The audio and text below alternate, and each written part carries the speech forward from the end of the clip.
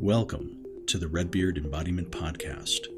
I am your host, Alex Green, and I'm on a mission to bring the power of embodiment to people all around the world.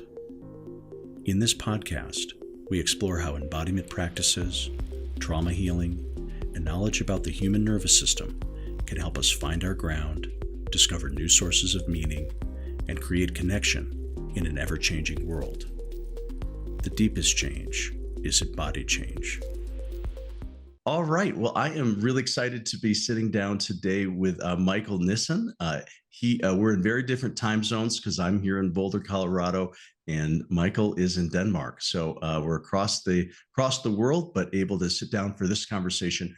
I know Michael through the TRE community. He is a TRE trainer. But the reason I wanted to speak with you today, Michael, is your very significant contributions to TRE through your long study. So let me give a brief introduction of your professional background. So Michael is a licensed clinical psychologist for over 23 years. He is certified as a bioenergetics psychotherapist. He's a TRE trainer, as mentioned, and a former school teacher.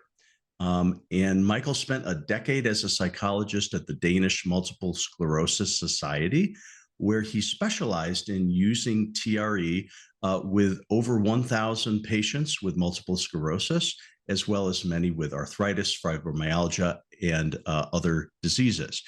In addition, he's worked in his private TRE practice with trauma, stress, anxiety, depression, et cetera, et cetera. And Michael has also done some significant research around his results working with TRE with disease. And so that's part of what we are going to include in our conversation today. So anyway, Michael, welcome, and thanks so much for taking time today.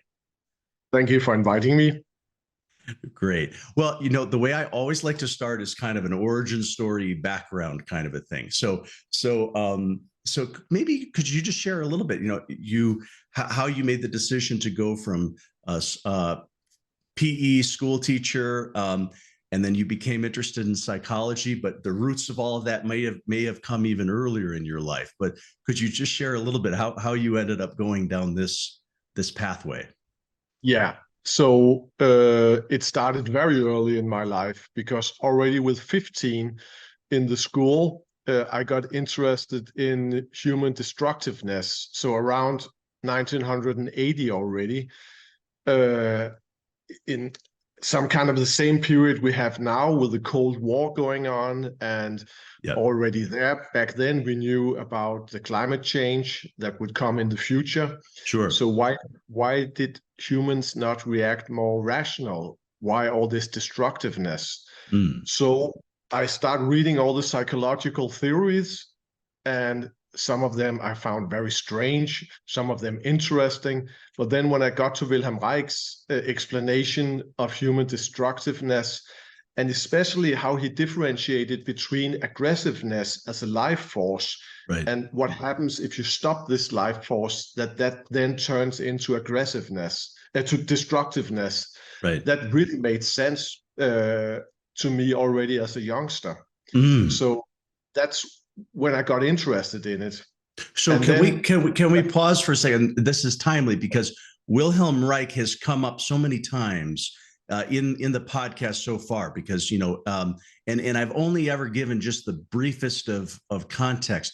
And so since you're the person who's had the most Reichian influence and study, could you take a moment just for the audience, just who was Wilhelm Reich? Where was he based? Just a little bit of this pioneering body psychologist. Yes. He's a very complicated personality, both his theory, his practice, and his life story. But I will try to make it short. So he was a pupil of Sigmund Freud, and made some very significant contributions to psychoanalysis already in the 20th. Okay. But he became very early a psychoanalyst, and he didn't feel that there was enough progress in the therapies he was doing. I see. And his older supervisors, they said, it's because you're young and you're impatient, just keep on analyzing. But what he also realized was that when he was analyzing, different kind of body reactions came.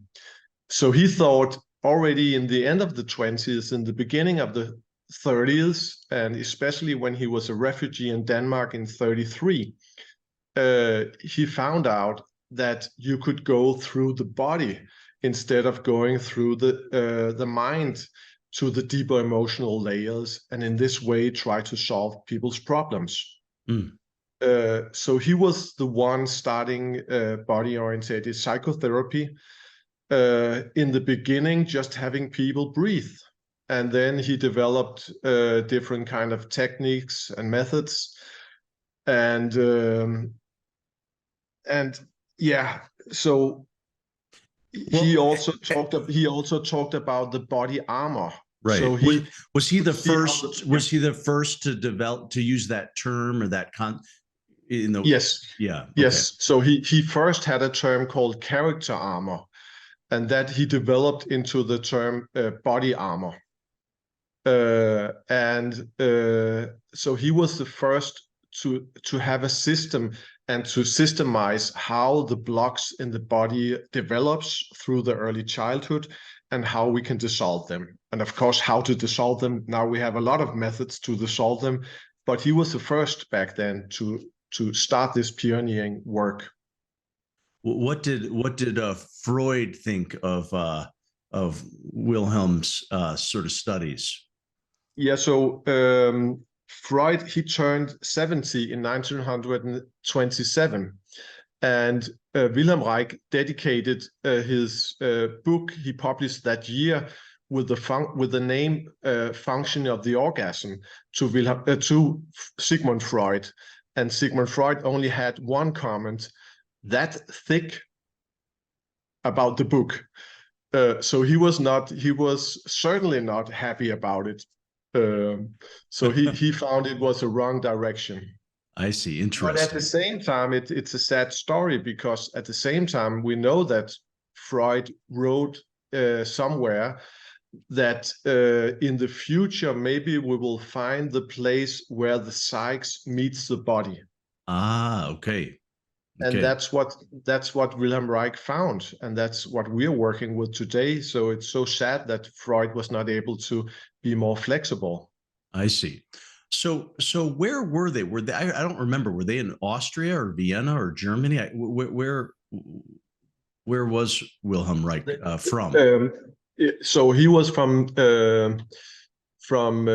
Austria-Hungary, and he met Freud in Vienna in 1919 after the First World War. Okay. All right. Thank you for that historical context. So anyway, so you were a youngster, you were reading Reich and many theories, but he especially sort of captured your imagination and these thoughts around aggression. And so I interrupted you. So keep going with your journey. Yeah. So with 19, I had some problems like we all have, and also in this age, of course. So I started in psychotherapy, and because I read so much about it already, I thought it has to be with the body included.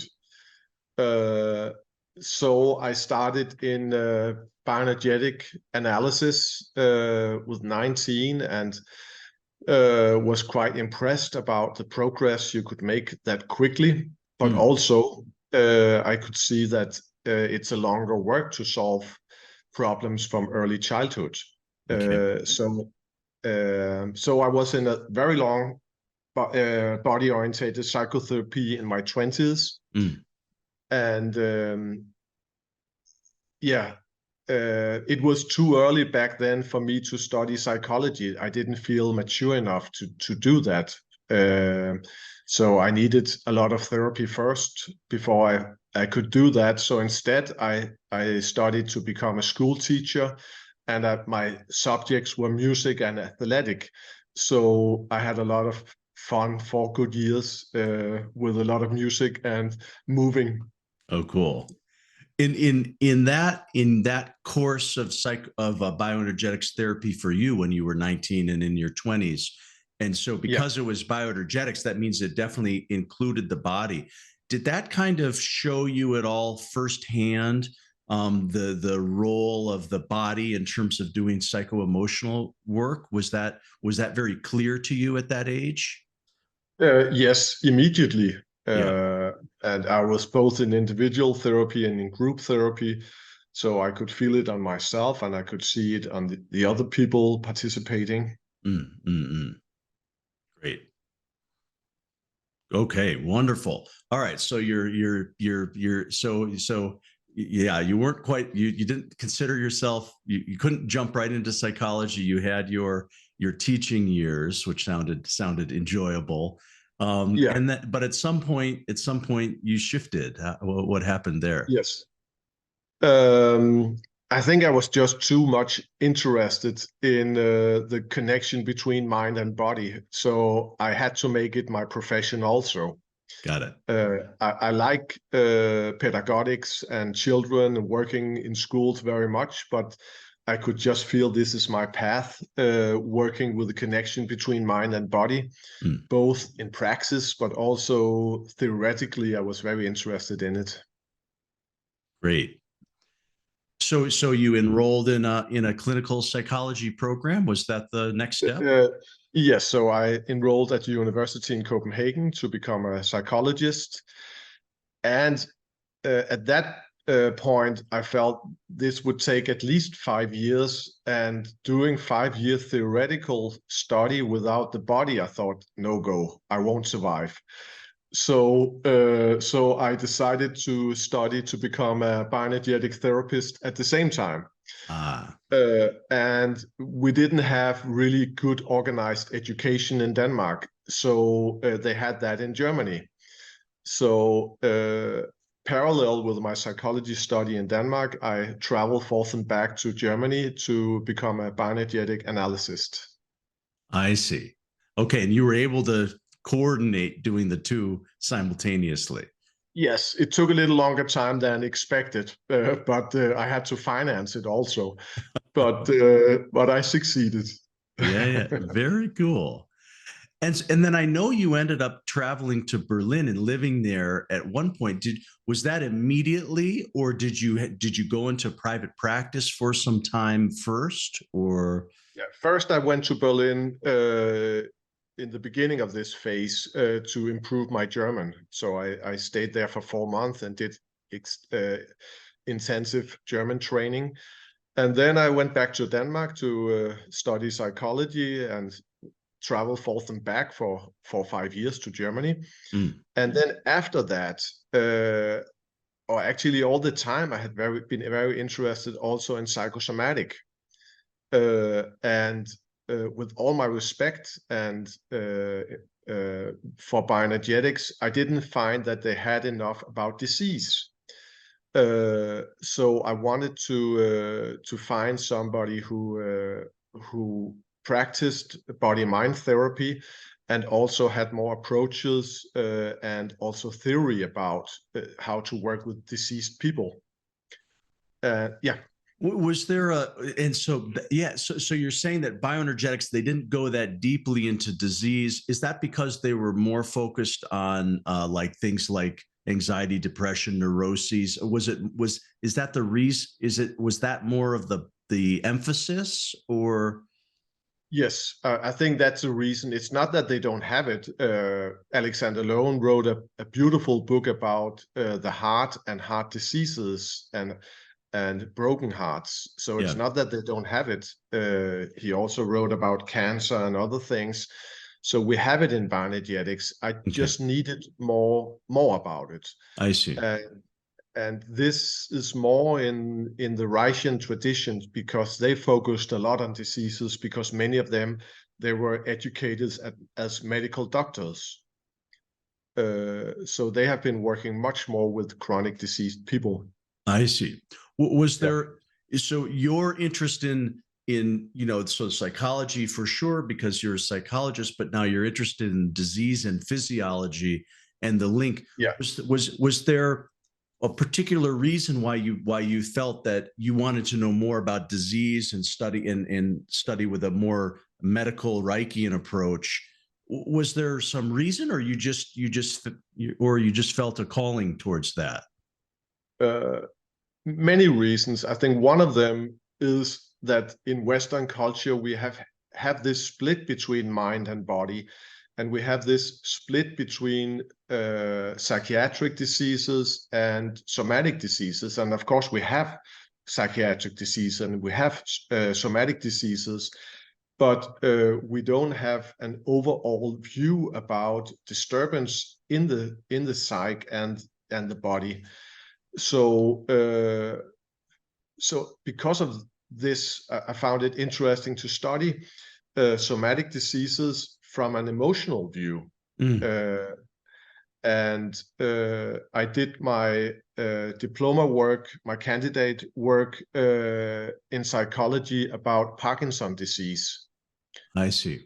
And there I used Wilhelm Reich's theory to try to explain if there could be a psychosomatic element in Parkinson's disease. I see. Well, so when you're referring to somatic diseases, could you just name some of the most common ones? Just a list of some of the most known ones. So Parkinson's. Yeah. First, I could say that in Denmark, we are 5.5 million people, and we have 700,000 people who have chronic diseases. So that means 20% of the population has a chronic disease. So it's a lot, I think, in most populations who have chronic diseases. And this can be there are seldom diseases, and there are very common diseases like heart problems, arthritis. This is really a huge disease. Multiple sclerosis, which I worked a lot with, was not that common when I started. There was in Denmark 7,000 who had it. Now, 15 years later, there are, I think, 18,000. So it more than doubled in this period. I see. Yeah.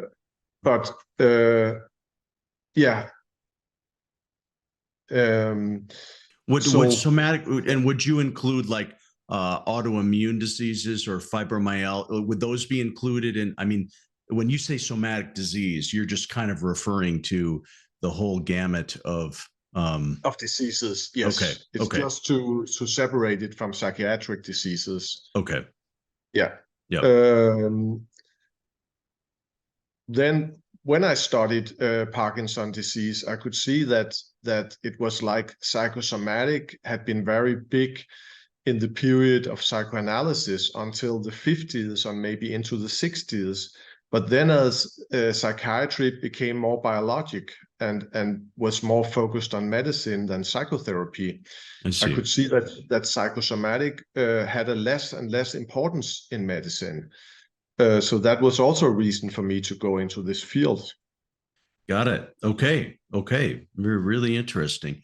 So you ended up going to Berlin because if I understand, you found a physician, a doctor who specialized in a Reichian approach around disease. Is that correct? Yes, this is correct. Yeah.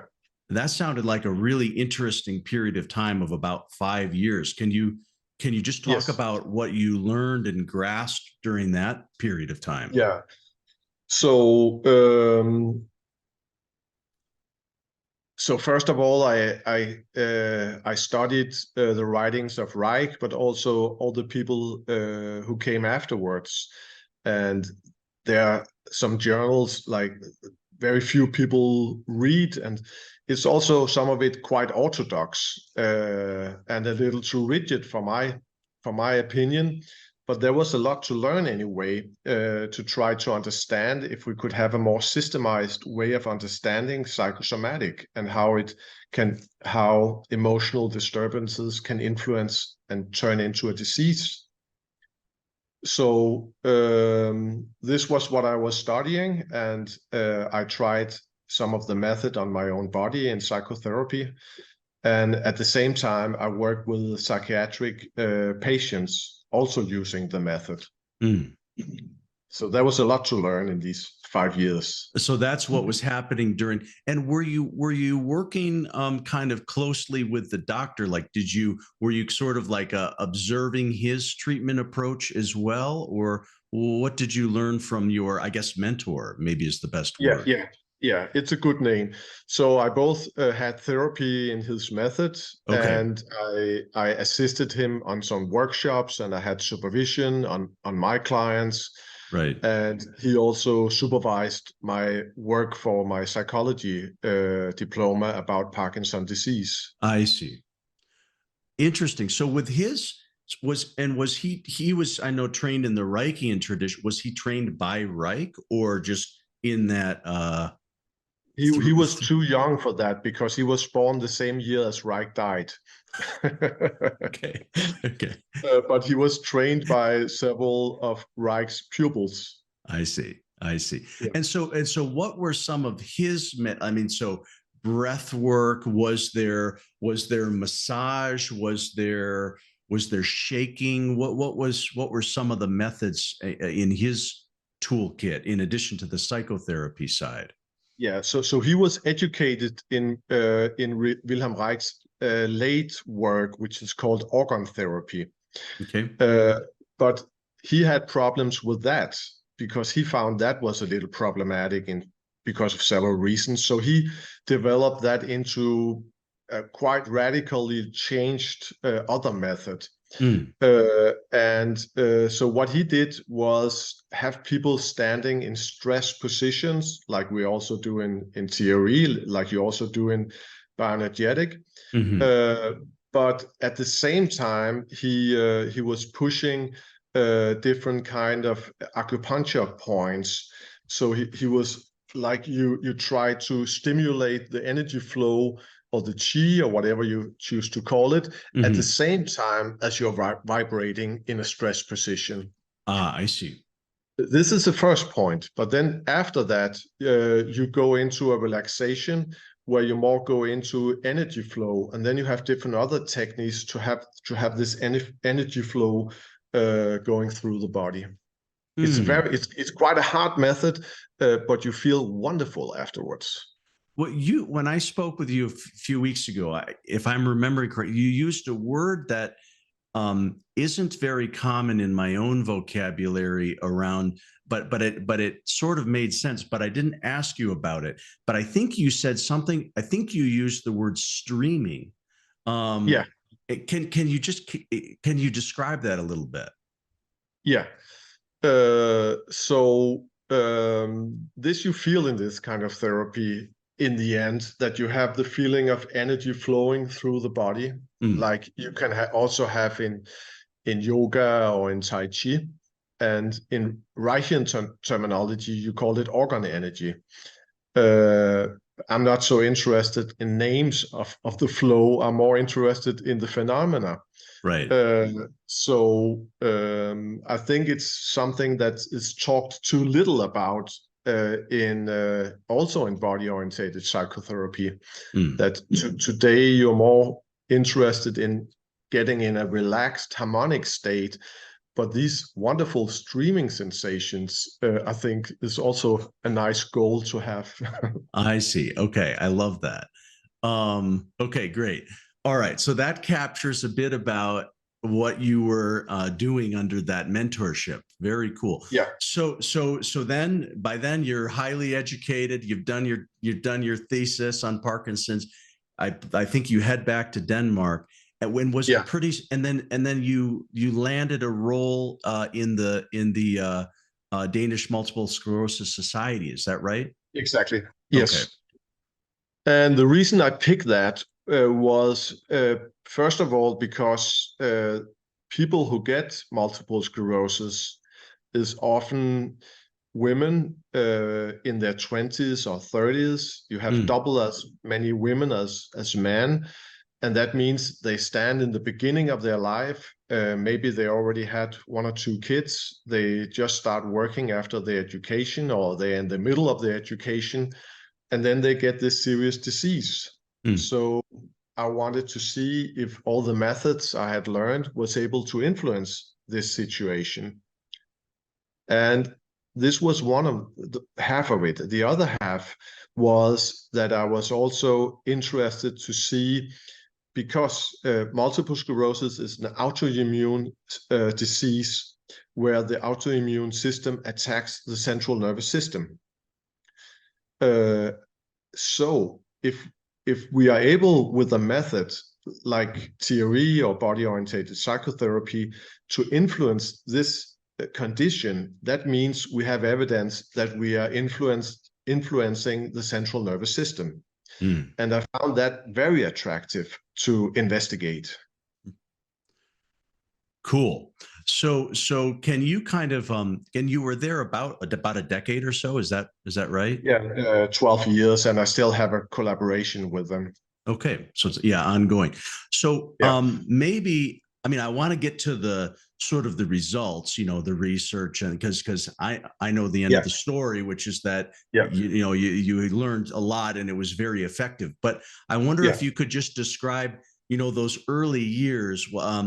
Was it, did your method seem strange to your colleagues, to the patients? Did you feel confident? Was it a bit of a leap? How was those early years for you?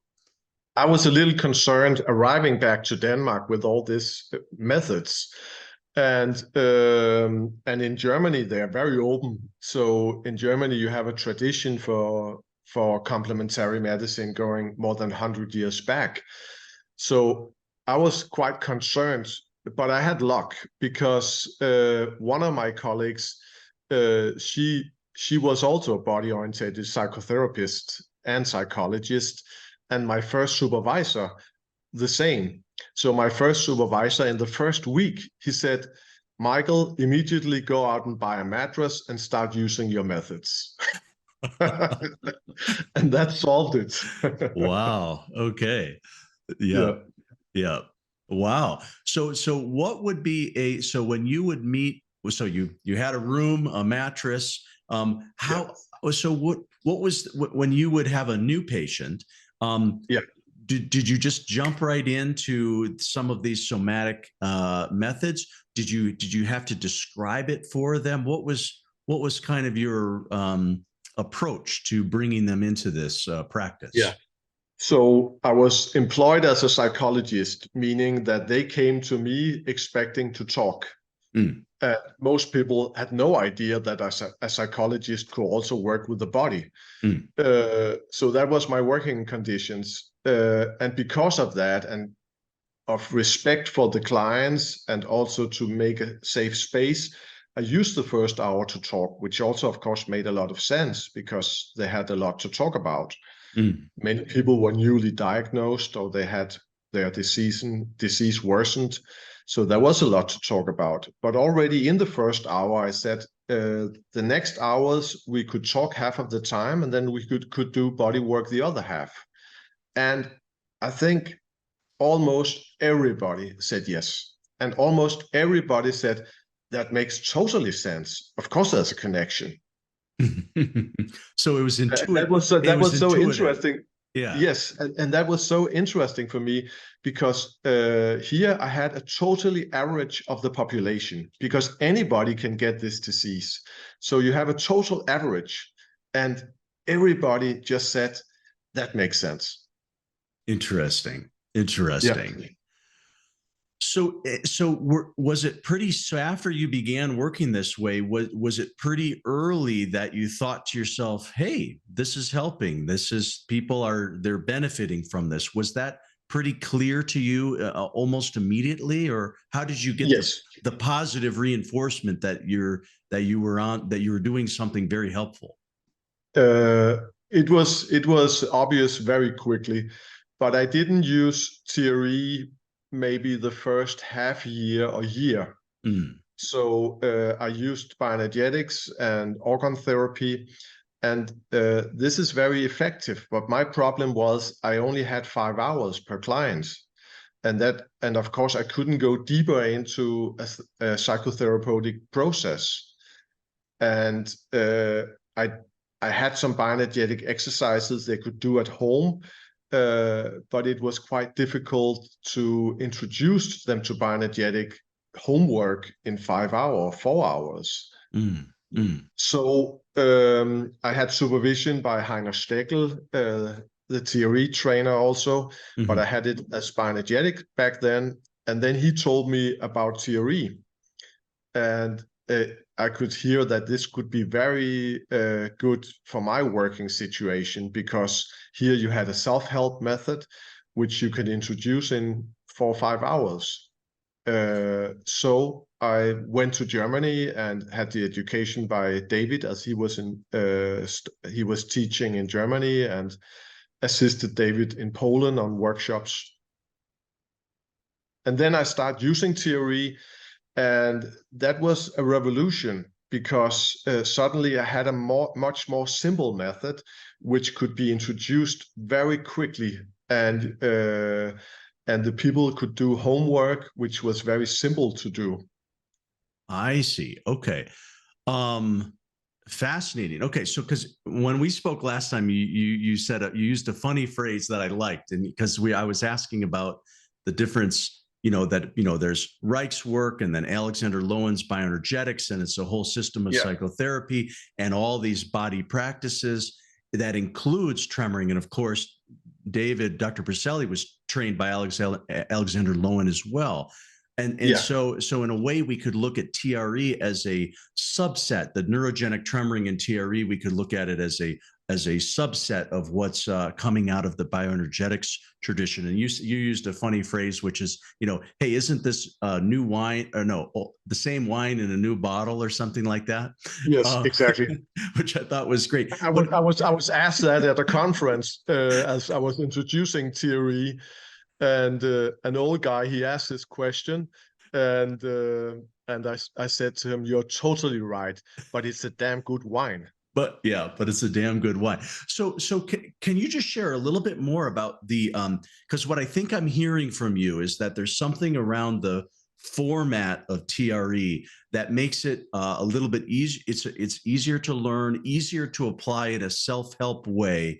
Could you just describe why those attributes, the sort of the distinction about the TRE format as compared to what you had been doing?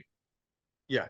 So I think this is David Berceli's great contribution to therapy and working with stress and trauma.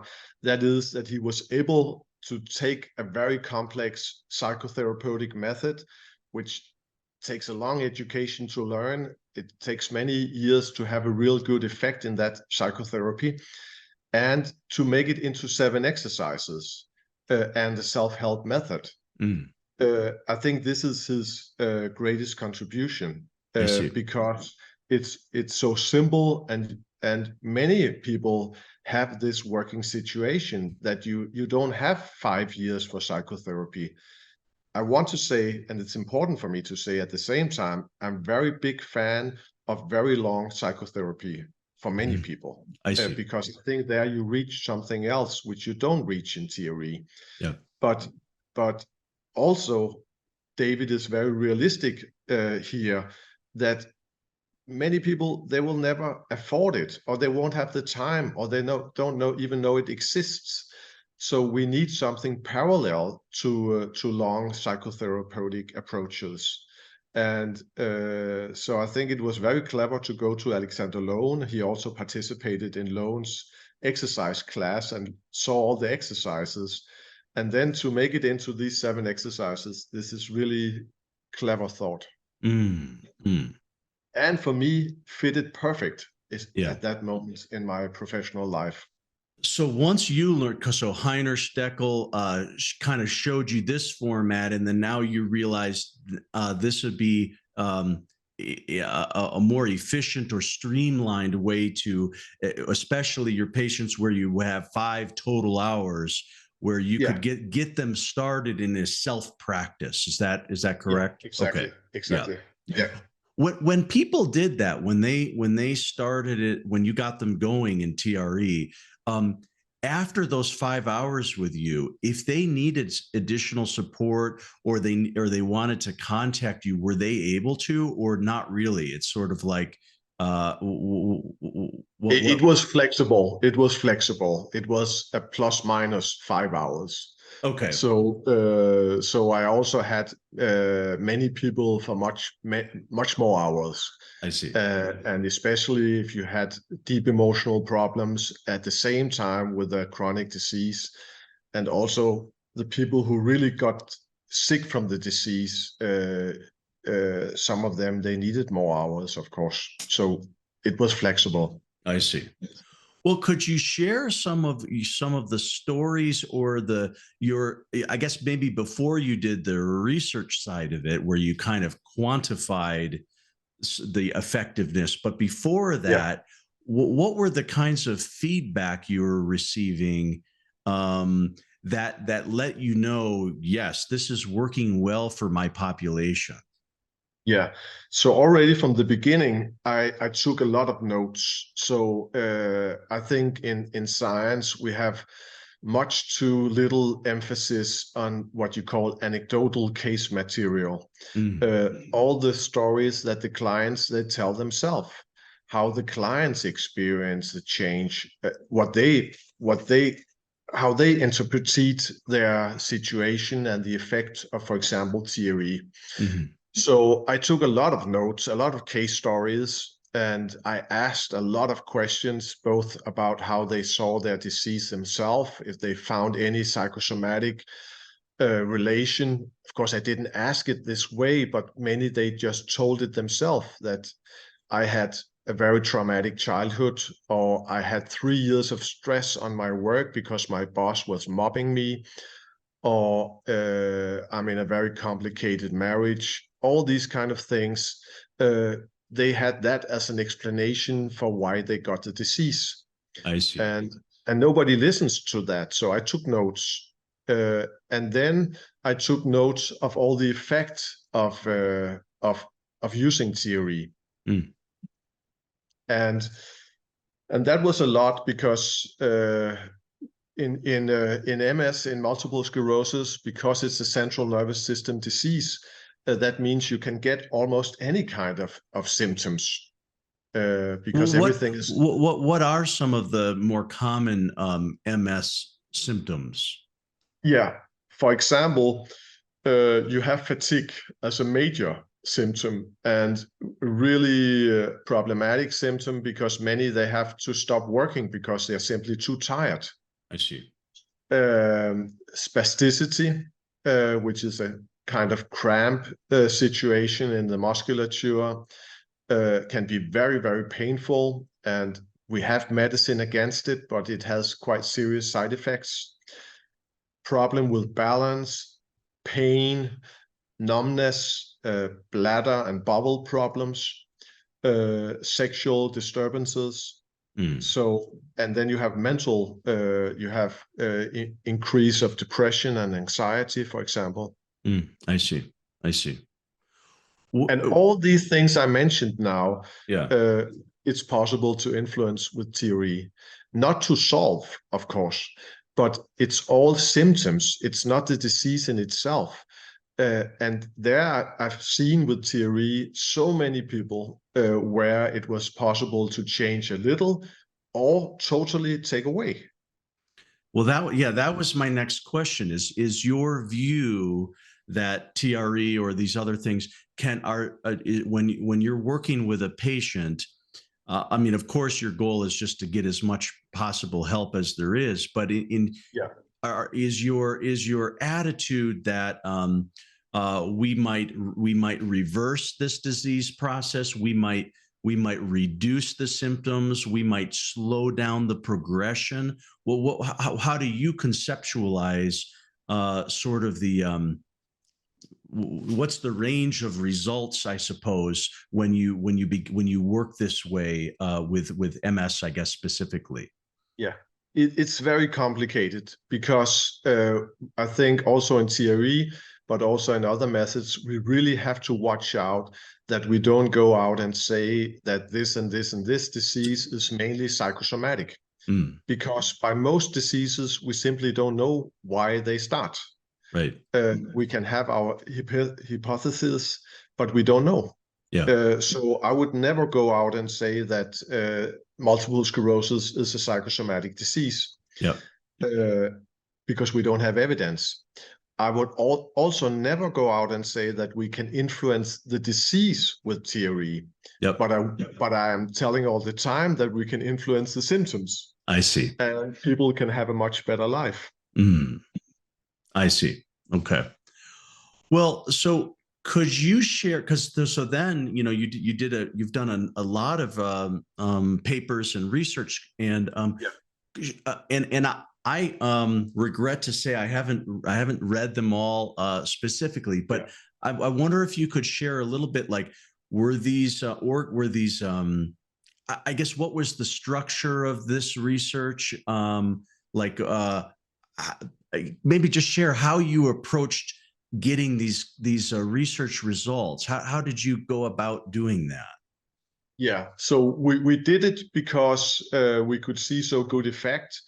And so we looked at all the results, the qualitative results or anecdotal case histories. And so what are the major symptoms we can influence? Right. And then, of course, we wanted to focus on that in the research. And some of the major symptoms we studied were spasticity and fatigue and bladder problems, which can be very problematic to have. Yep. So this was some of the major things we were studying.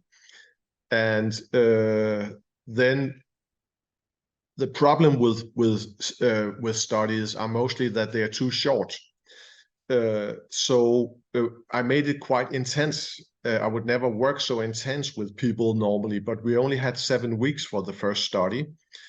And so we made it very intense. And that means in the first study, actually, people, they had better effect than normally of TRE because we worked so quickly, and we were quite lucky that the people, they could tolerate this a little too quick way of working. What was that, every day or something, or what was the cadence? Yes, they had to do it at home every day, and then they saw me once a week.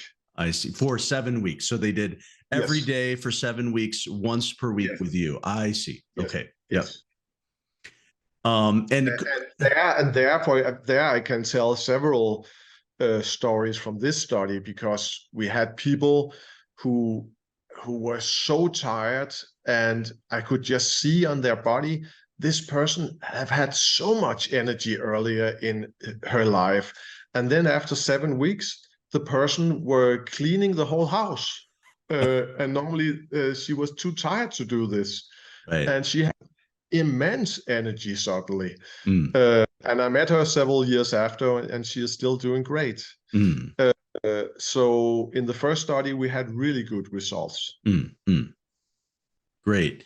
And then, but it's still important to say that it's a pilot project, so it's not big studies. So we don't have these big studies, which would be good for TRE to have.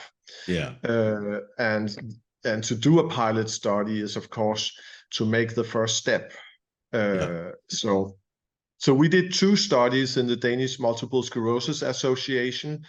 And then I was contacted by a neurologist in Argentina who is called Marcella Fiol, who is also a TA provider and works at the neurological department in Buenos Aires with multiple sclerosis.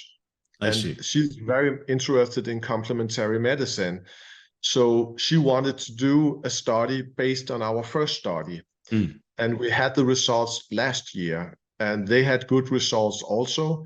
They saw improved quality of life. And then they had, in this study, we have a very interesting result also, because they could prove that doing TRE for a person with multiple sclerosis was not an extra burden in their everyday life.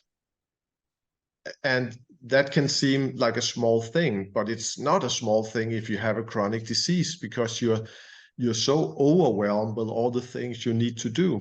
Right. How did they demonstrate that it was not through the people basically reported that they didn't find it strenuous, or is that how they knew? Or It's a questionnaire, so it's I didn't know that you could find out that in research, but it's a questionnaire where you get this result. I see. So I see. Yep. yeah, Yep. Wonderful. yeah, So your specialization obviously was largely with multiple sclerosis, but have yeah. you had the opportunity to explore the effectiveness of TRE on other disease? You mentioned arthritis, Yeah. fibromyalgia. Well, what's your Yeah. experience with other chronic diseases and TRE? Yeah, so I and a colleague, we were contacted by the Danish Society for Arthritis, that they had heard about our results with multiple sclerosis. So they wanted to see if it could have effect on arthritis. And in this association, they have fibromyalgia as part of this association. So, and arthritis is 200 different kind of diseases. I see. We did, they wanted to make an evaluation, and they had money from one of the biggest foundations in Denmark to finance it. And we worked with two groups with 20 or 22 in each group. We had 2-day workshops, and then after that, they had to continue to do it for, I think, 5 or 6 months. And in between, there were some evaluation, and in the end, of course. And the psychologist who was in charge of the evaluation was very impressed of the work, and it had a really, really good evaluation. Some people said it was a total life changer for them, and some people they couldn't believe their eyes because symptoms they had had for years decreased a lot in quite quickly. Mm. And again, it's important to say with all kind of diseases that you can never expect the same result for everybody. For some, you can get a little effect, and some, they have a lot of effect. But my experience through all the years is it's also dependent, of course, of how long you're doing it. I've been following one woman here in Denmark, and she has done video with her effects. She has been in television telling her story. She has been in newspapers telling her story. So I can also tell it here. Mm-hmm.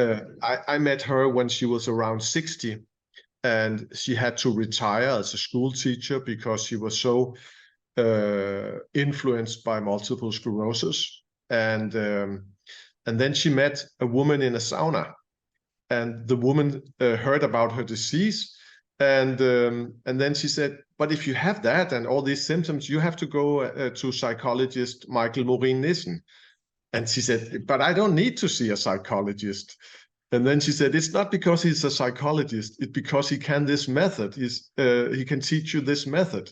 Right. So she came, and she had a lot of symptoms. She had had the disease for 20 years. Mm-hmm. So she was really tired. She had a lot of fatigue. She had a lot of rigidity in her body and many other symptoms. Mm. And after doing it for some years, it was decreased like she had never expected.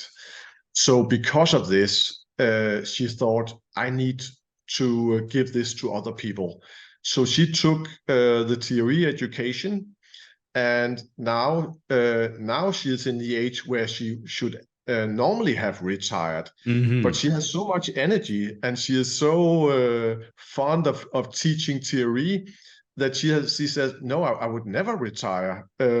So now she's working in 2 physiotherapist practices, not only one, in 2 different, Right. with chronic diseased people. Wow. With great results. Oh, that is so cool. What a story. Yeah. Awesome. Yeah. Well, so when you said that there's it's not that the intervention will not affect each person the same, if that makes sense. And then you said also a factor is sort of a duration. And could you share a little bit if somebody when people contact you about their own MS or other chronic disease, do you have any like rules of thumb or ways of thinking about how do you tell them, well, do it, let's do it for 1 month and then evaluate?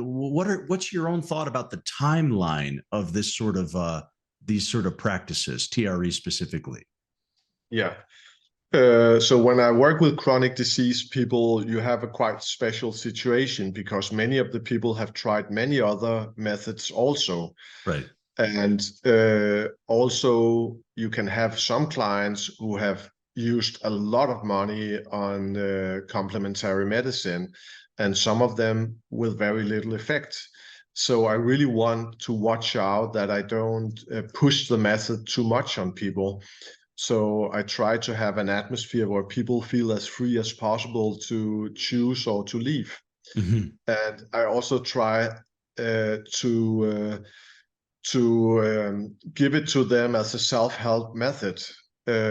I prefer that people see me at least 3 to 5 times if they have a chronic disease, mm-hmm. because as you know, many things can also go wrong.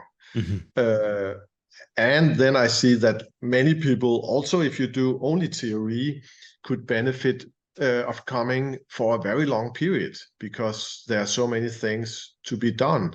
Right. And you can help a lot with all the different kind of interventions we have. And I added a lot of different things also when I work with chronic disease people. Right. So, but I want people to feel free to choose. Right. And to make the decision.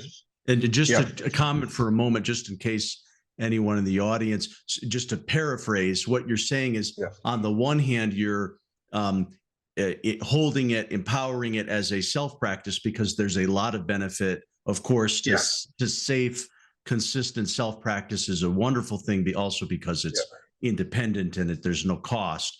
But part of what when you say, that many people can be helped by interventions, what you're referring to is that when there is a provider, there's a number of ways that a provider might be able to help expand or improve or deepen the effectiveness of the tremoring process. Is that correct? Yes. Okay. And mostly when I meet people, the way they would do TRE without help from a provider would be in a way where they are actually keeping themselves in the same condition. So it's amazing to see how people can put themselves in positions where they stay in their condition instead of moving towards change. So I think for everybody, it's good to see a provider. Yeah. It's a self-help method, but you need guidance in the beginning because in the best way, you just keep the state, but in worst case, you get quite serious problems. Yeah. And if you have a chronic disease, then you have to watch out even more because we want people to get better. So it is amazing that they can do it themselves, but you really need guidance in the beginning because how should people know how to move through this? What's possible and how to go in a direction of progress. Yeah. But I had the dilemma that so many people have chronic diseases and so many people have multiple sclerosis.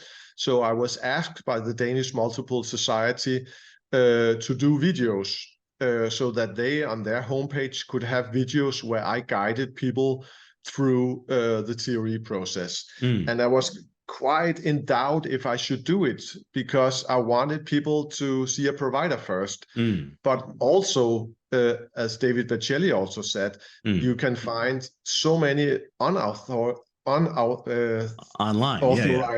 videos where the people say, TRE, just do it, just follow the body, nothing can go wrong. Right. And we know that's not right. So I thought, okay, the situation changed. I have to reconsider. Yep. So I decided to do it. And these videos are also on my YouTube channel, which is called TRE Denmark. Great. And there you can find both a video where I guide people in English through all the exercises if you have multiple sclerosis, but actually everybody can use it. Great. And then also I have one where I guide people if you're not able to do the exercises, where I show all kind of alternative versions to do the exercises. Perfect. Great. We'll include that in the. Well, I'll include those links. That sounds wonderful. Yeah. Yeah. Yeah. And on this YouTube channel, I also have 2 testimonials, which I think is very touching. One is a woman in her 20s telling her story, doing TRE with multiple sclerosis for 3 years, and one woman who have been doing TRE for 12 years. I see. Great. Wonderful. So what do you think, Michael, what do you think the future of, where do you think this will go? Like what research would you, like what research do we need? What, if things went beautifully from your perspective for the next 10 or 20 years in terms of the dissemination of these methodologies like TRE, what do you think is possible in your mind? I always prefer to talk about 100 to 200 years because I think it's more realistic, if I'm allowed to tease you. Please, yeah. So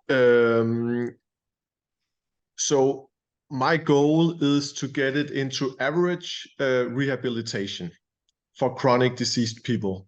That's what I would like to be my contribution, but that's immense. So, and I don't even hope it will go quick, because then it will go wrong.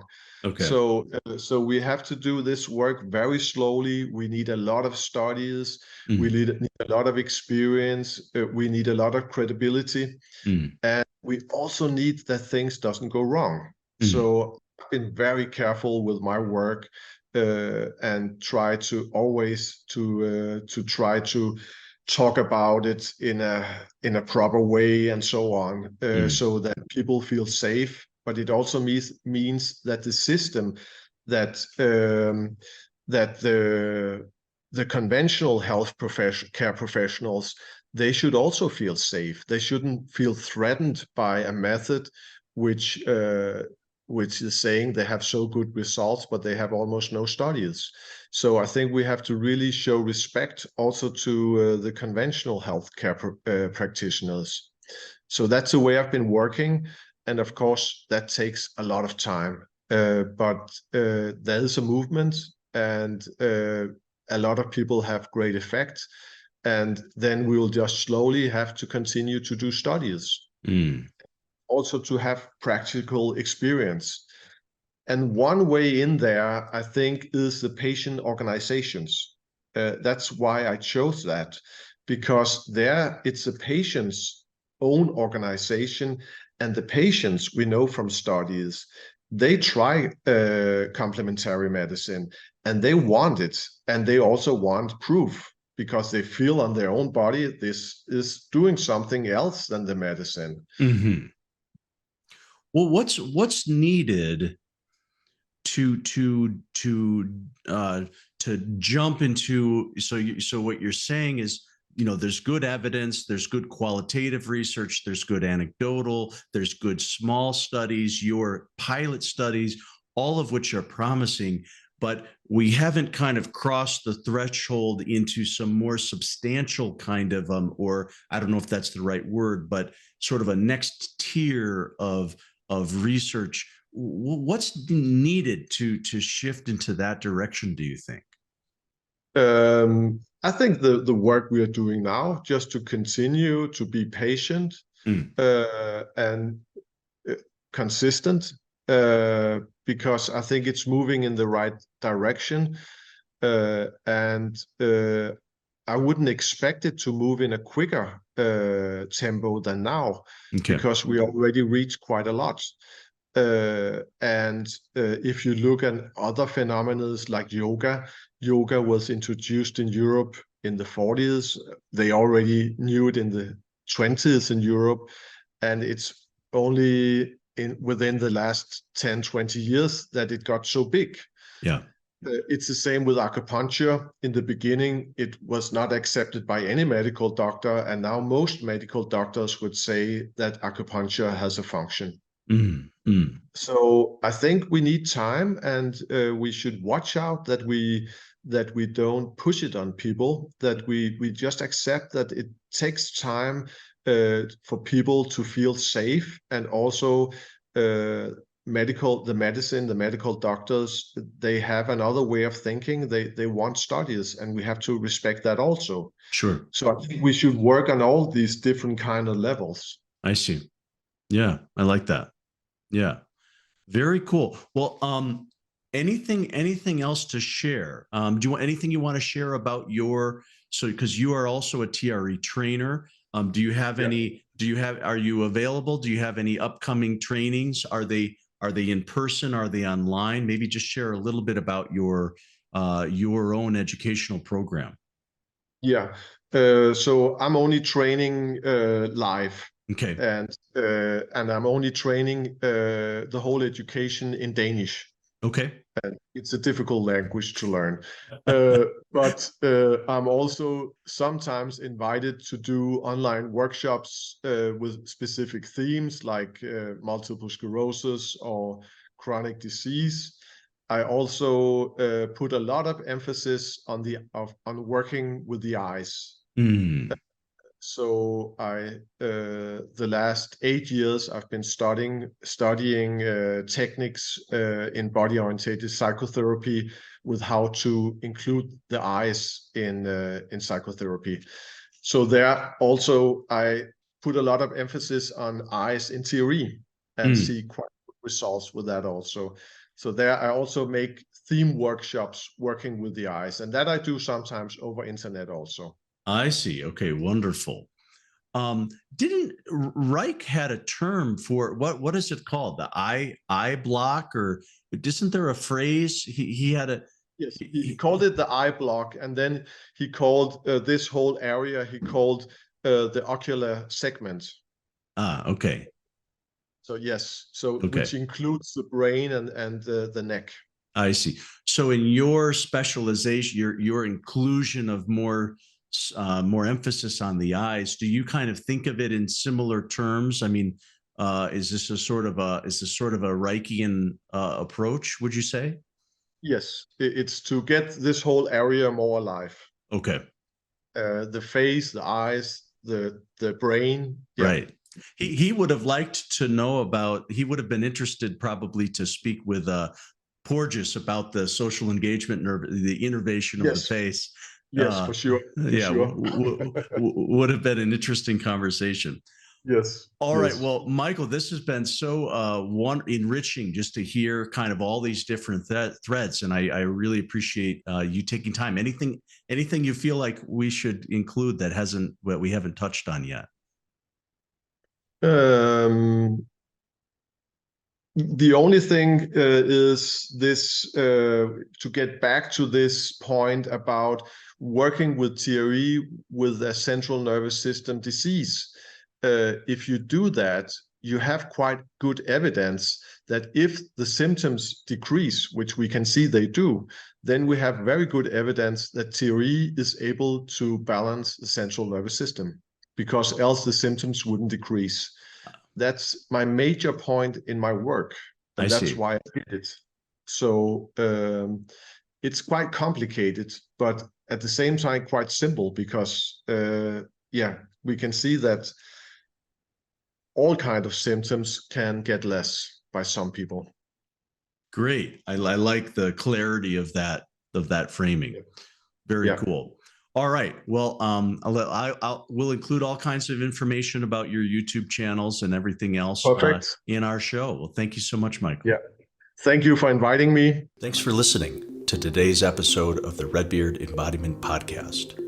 To learn more, visit us at redbeardsomatictherapy.com or send me an email at alex@redbeardsomatictherapy.com. If today's conversation resonated with you, help spread the word by subscribing and sharing with others. Hope to see you next time.